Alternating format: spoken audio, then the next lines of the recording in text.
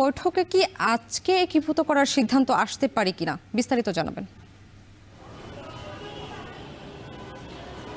না, আজকের মধ্যে সীমাবদ্ধ একীভূত হবে এমন সিদ্ধান্ত নয়, বরং এই বৈঠককে বলা হচ্ছে কিংবা শুনানিকে বলা হচ্ছে কেন্দ্রীয় ব্যাংকের পক্ষ থেকে সবশেষ শুনানি।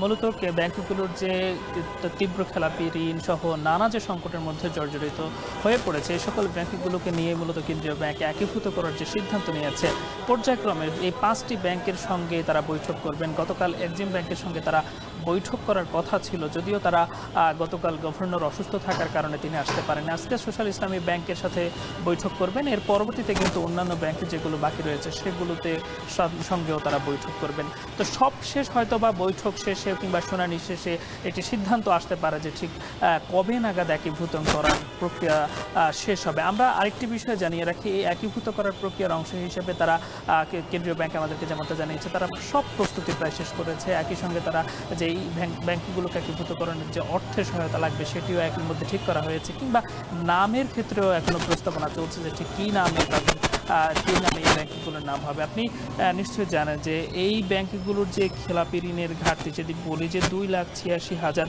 কোটি টাকার বেশি, সব মিলিয়ে এই হয়তো সবগুলো ব্যাংকের শুনানি শেষে কিংবা তাদের পর্যালোচনা শেষে হয়তো সিদ্ধান্ত আসবে এই ব্যাংকটির কী নাম হবে, কবে নাগাদ একীভূতকরণ প্রক্রিয়ার শেষ হবে। এই ছিল আমার কাছে থাকা কেন্দ্রীয় ব্যাংক থেকে সবশেষ তথ্য। সামনে কেন্দ্রীয় ব্যাংক থেকে যুক্ত হয়েছিলেন সহকর্মী দেলোয়ার দোলন।